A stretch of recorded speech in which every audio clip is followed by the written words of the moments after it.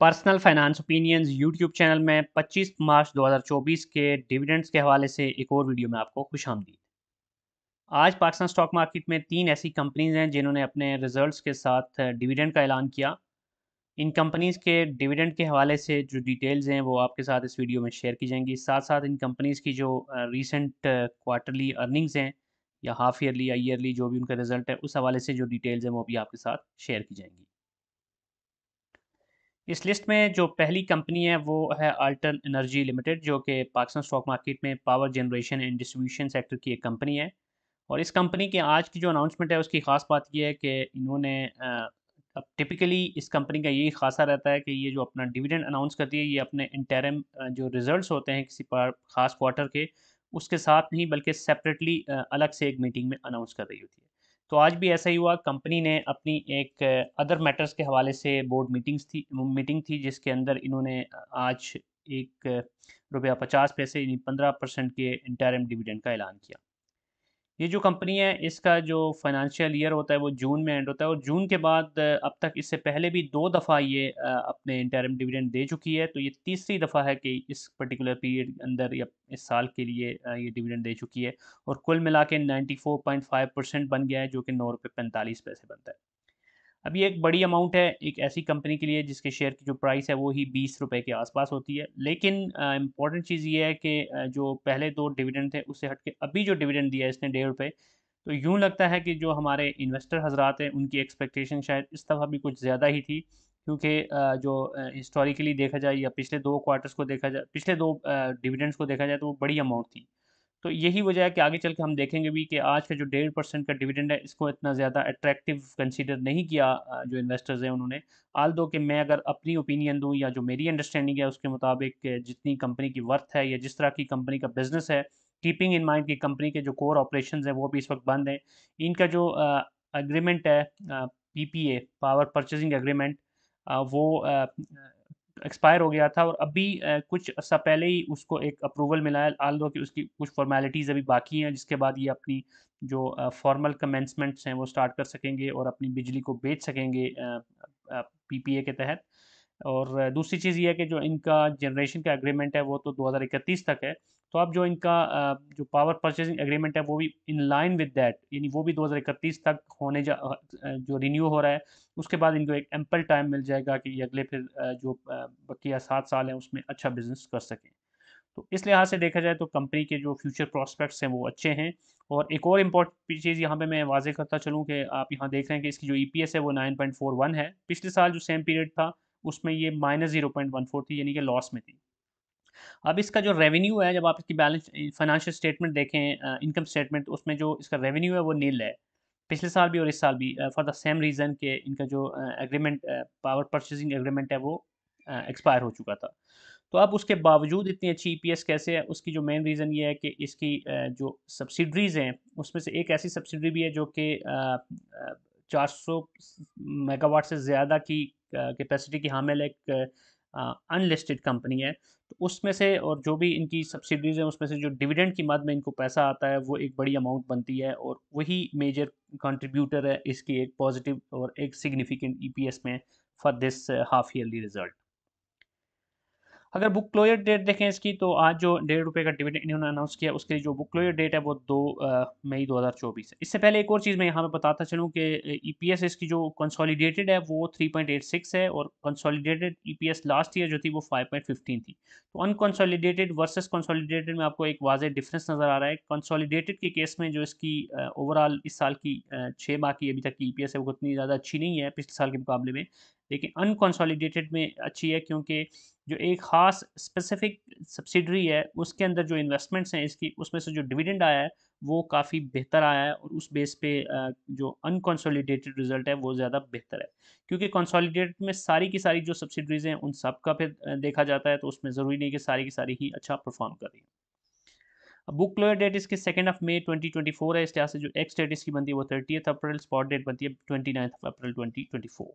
इस वक्त इसके शेयर की जो प्राइस है आज के दिन वो 22 रुपये 36 पैसे है। तो इस प्राइस के ऊपर अगर हम आरओआई कैलकुलेट करें 1 लाख रुपए के शेयर अगर आप लेते हैं आल्टन एनर्जी के तो लगभग 4,472 शेयर्स आपको मिलते हैं और उस पर जो डिविडेंड बनता है वो आपका तकरीबन 6,410 रुपये बनता है बिफोर ज़कात एंड टैक्स डिडक्शन। अब यहाँ अगर आप इसके शेयर की प्राइस मूवमेंट आज की देखें तो सुबह से ही ये लोअर लॉक पे चला गया था, 22 रुपये 36 पैसे पे, यानी 7.5% का डिक्लाइन आया और फिर ये लॉक सारा दिन नहीं टूट सका। तो इस लिहाज से देखें तो कोई इतना हसल एंड बसल हमें बिल्कुल भी देखने को नहीं मिला। मेरे ख्याल में तकरीबन 58,000 के करीब शेयर्स की ट्रेडिंग हुई और उसके बाद जब ये लोअर लॉक पे चला गया तो फिर वहीं पे रुक गया। आज के दिन 52 वीक्स की रेंज देखें तो उसके लिहाज से देखें तो 12 रुपये 40 पैसे लोवेस्ट, जबकि 27 रुपये 88 पैसे हाईएस्ट। तो ये 52 वीक्स के हाईएस्ट के काफ़ी करीब है as of now compare to 52 weeks low. अब जो दूसरी कंपनी है वो एक बड़ी कंपनी है सिस्टम्स लिमिटेड, जिसने आज अपने एनुअल रिजल्ट्स का ऐलान किया फाइनेंशियल ईयर 2023 के लिए। और इसके जो रेवेन्यू है उसमें एक सिग्निफिकेंट इंक्रीज़ हुआ, इसकी जो अर्निंग्स है उसमें भी एक अच्छा खासा इजाफा हुआ। लेकिन दूसरी तरफ ये चीज़ इंपॉर्टेंट है कि ये कंपनी ऐसी कंपनी है जो कि ग्रोथ स्टॉक है, एक डिविडेंड स्टॉक नहीं है। तो इसलिए इसका जो डिविडेंड होता है वो कोई इतना ज़्यादा शानदार नहीं होता। अब आज भी अगर आप इसका डिविडेंड देखें तो इसने 60% यानी 6 रुपये के डिविडेंड का ऐलान किया है।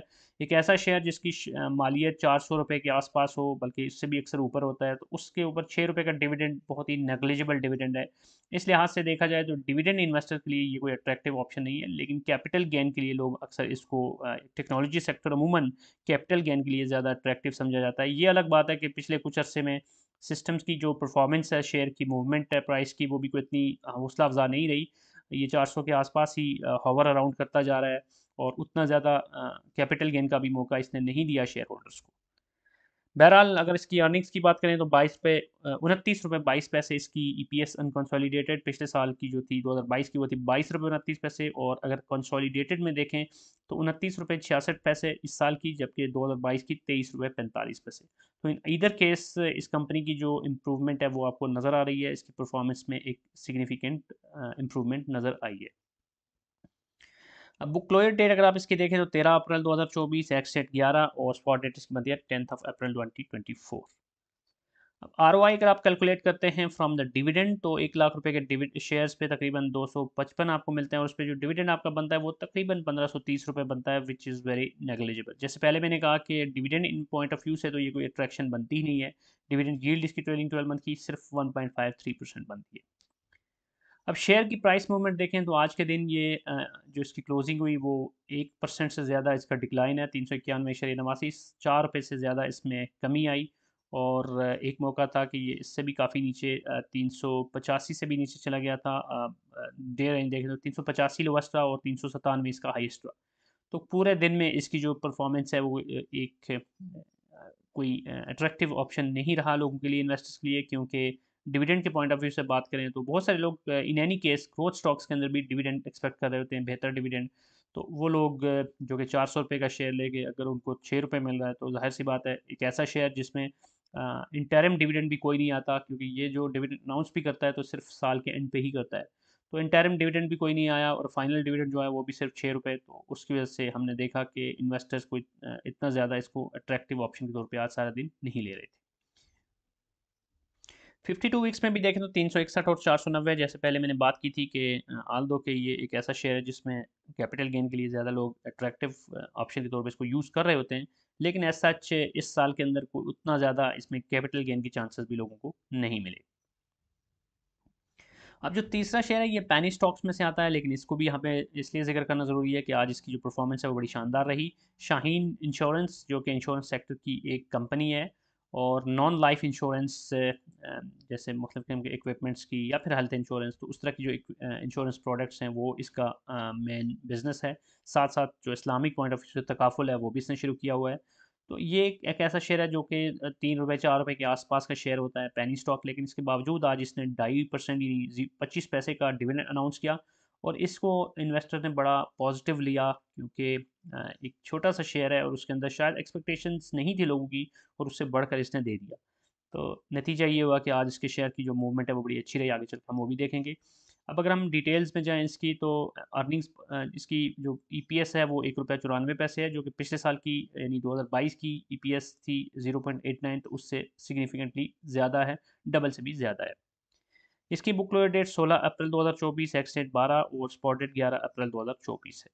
अब अगर हम इसकी आरओआई कैलकुलेट करें तो 1 लाख रुपए के शेयर अगर आप इसके लेते हैं तो तकरीबन 20,120 शेयर आपके बनते हैं और उस पर जो डिविडेंड बनता है वो लगभग 5,030 रुपये बनता है बिफोर ज़कात and tax deduction. Dividend yield इसकी देखें तो वो 5.03% बनती है। अगेन एक बहुत बड़ी डिविडेंड यील्ड नहीं है, लेकिन स्टिल इट्स मीनिंगफुल, क्योंकि पेनी स्टॉक्स में अगर आप देखें तो मेजॉरिटी ऑफ जो पेनी स्टॉक्स जो होते हैं उसके अंदर एज सच डिविडेंड का कोई कॉन्सेप्ट ही नहीं होता। ना दे, बहुत रेयर होता है कि कोई इस तरह की कंपनीज आपको डिविडेंड दे रही हों, और अगर दे भी रही होती हैं तो वो कोई सिग्निफिकेंट नहीं होता। अब यहाँ पर आप देखें कि इस कंपनी के शेयर की जो प्राइस मूवमेंट है, आज इसने 65 पैसा यानी 15% से ज़्यादा गेन किया है, क्योंकि ये जो पेनी स्टॉक्स हैं इस पे वो 7.5% वाले अपर लॉक नहीं लगता, इसका डिफरेंट होता है। तो 4 रुपये 97 पैसे पे इसकी क्लोजिंग हुई, और आज के दिन 4 रुपये 63 पैसे और 5 रुपये 32 पैसे के बीच बीच में इसकी ट्रेडिंग होती रही। तो चूँकि ये जो पेनी स्टॉक्स होते हैं इसमें लोग कैपिटल गेन के लिए ज़्यादा इनको देख रहे होते हैं, तो 5.32 तक गया, तो उसके बाद सेलिंग आई क्योंकि लोगों ने प्रॉफिट टेकिंग की और वापस ये 4 63 पे आ गया। 52 वीक्स में देखें तो 2 रुपये 62 पैसे और 5 रुपये 99 पैसे के बीच में रहा।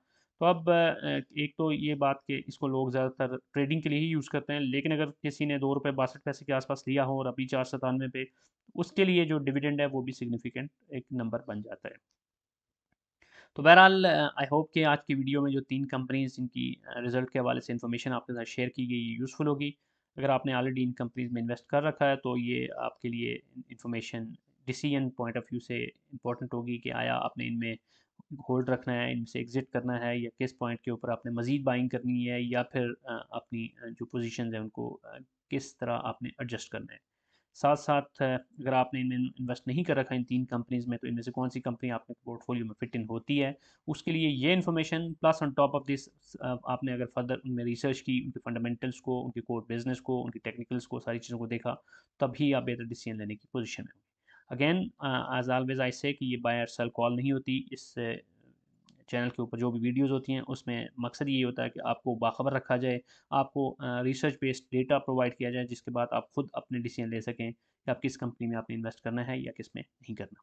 So that's it from this video. अगर आपको ये वीडियो पसंद आई है तो चैनल को सब्सक्राइब करना, वीडियो को लाइक करना, बेल आइकन को प्रेस करना और हमारे फ्री व्हाट्सएप ग्रुप को ज्वाइन करना, जिसका लिंक डिस्क्रिप्शन में मौजूद है, मत भूलिएगा। Thank you very much.